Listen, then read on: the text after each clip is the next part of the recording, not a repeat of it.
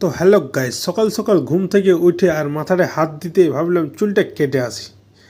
তাই আর বেশি দেরি না করে ভাবতে ভাবতে রওনা দিলাম চুল কাটার উদ্দেশ্যে।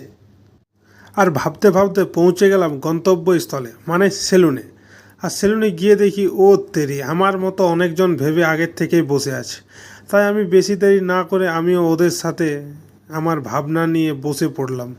তারপর আমারও সেই টাইম এলো ভাবনাকে বাস্তবে পরিণত করার। अच्छा